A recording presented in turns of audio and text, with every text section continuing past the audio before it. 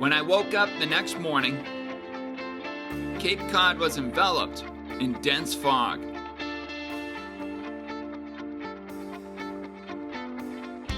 With the lack of sunshine, fish will often bite better in fog, so I decided to give fishing from shore a try. Kind of spooky being out here in the fog like this. Very peaceful at the same time.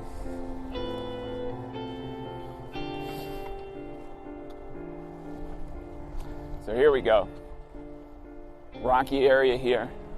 We'll give this a try for a little bit. I'm going to be casting a pencil popper to start. This is a guppy. I think it's 3.5 ounces. Mackerel colored lure. And in the fog like this, I just love casting topwater. It's about 7:30 in the morning. So normally I wouldn't be so excited to surf cast during the daytime, but when it's foggy like this, this is really picture perfect. So let's see what happens. We got an incoming tide, and we've got a fairly swift current running from the right to the left. So I'm just got to cast this a little up current and just work it along the surface. Left, right, left, right, left, right. It's definitely some big fish have moved into the Cape area over the last week, no doubt.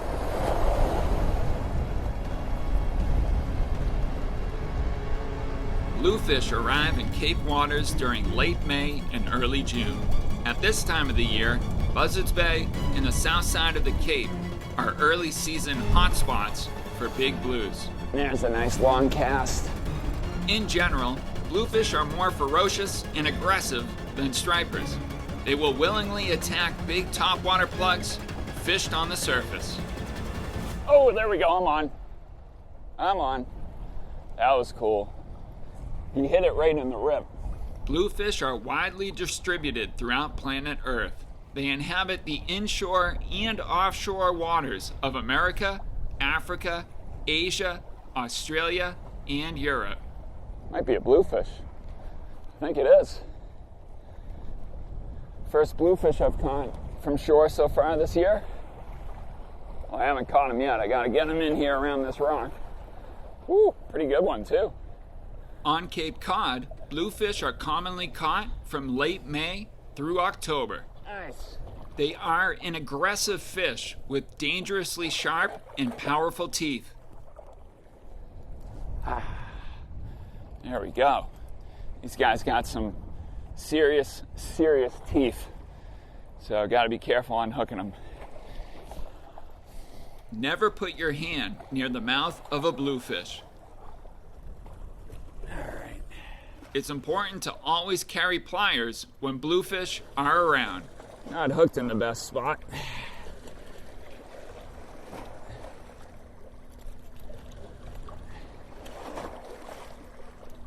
Come here. I think I'm gonna bring this guy home anyways. Nice bluefish there. So I'm gonna bring this guy home. He was hooked pretty badly anyways. And bluefish, when you smoke them, are really, really good. So we'll probably make some smoked bluefish pate with this guy. So, pretty excited about that. Awesome. So for the blue, I'm just gonna bleed him. And I'll do that just by pulling his gills, just like this. And that way, you know, he'll suffer less that way. And also, bleeding him out will make the meat much better when we get home.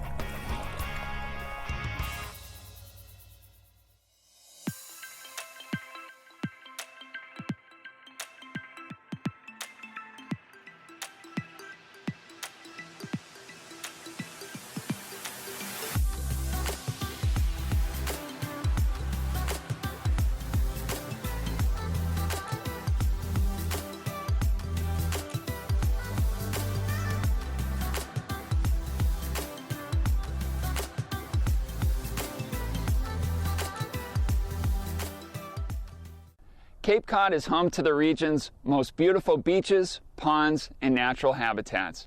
As anglers, we often find ourselves fishing in these special spots. This season, I'm asking you to join me in picking up trash and plastic whenever you see it while out fishing. Picking up trash while fishing might not solve all environmental issues, but it's a simple way for us anglers to help make a difference.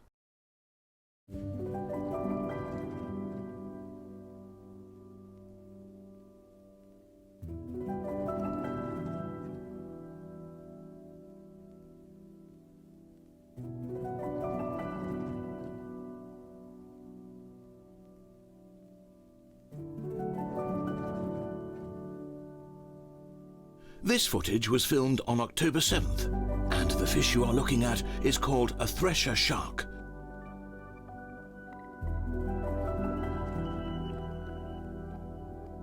This thresher is currently swimming at around 200 feet below the surface of Cape Cod Bay.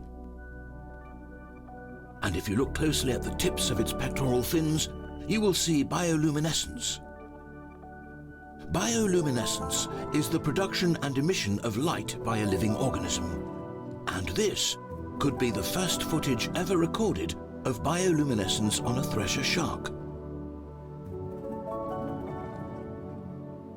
Although occasionally sighted in shallow inshore waters, threshers are primarily pelagic and prefer the open ocean. Thresher sharks are best known for their exceptionally long tail, as well as their explosive leaping ability.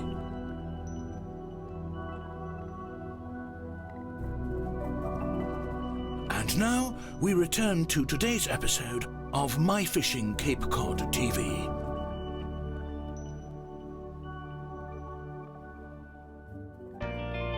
Today, I've been casting pencil poppers in the fog and catching my first bluefish of the season.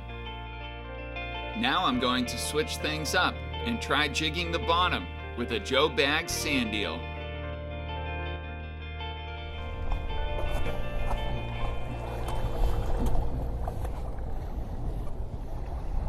The Joe Baggs sand eel is a perfect lure for fishing the lower portion of the water column. Before starting my retrieve, I first allow the jig time to sink.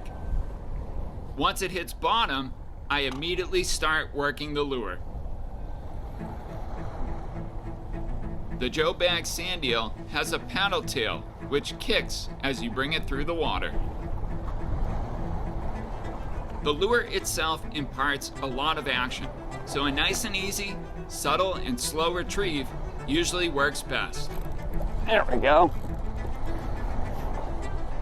Oh, came off. There we go, on again. Nice. The only issue with soft plastic baits is that bluefish have no trouble tearing up the bait with their razor-sharp teeth. On the Joe Baggs, bouncing it right along the bottom. See what we got here. Bluefish or a striper? Fighting fairly well. I think we got another blue. Yep, he probably destroyed it.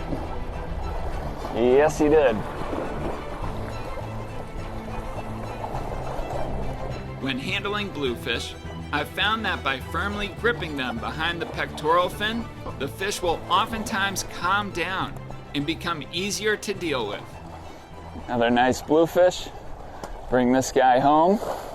Have plenty of smoked bluefish tonight. That'll be awesome. He absolutely destroyed that Joe Baggs. I might have to put something different on if there's got to be a lot of bluefish around. Pretty cool. I fished for a little while longer and caught and released a couple nice stripers.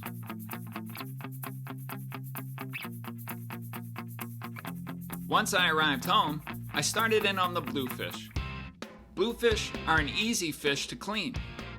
Just remember to make sure you bleed out the bluefish as soon as you catch it. Keeping the bluefish on ice is another way to help ensure high quality fillets. Plus, our dog Rosie loves eating the scraps. And so does our cat, Isabella. We first put the bluefish into a brine in order to prepare the fillets for the smoker. The next day, we smoked the bluefish for about 8 hours at 170 degrees. I'm still learning how best to use the smoker. Nevertheless, I thought the bluefish turned out great. Lauren then got busy making the bluefish pate, using as many ingredients as possible from our garden. The end result was a healthy and delicious, locally caught bluefish pate.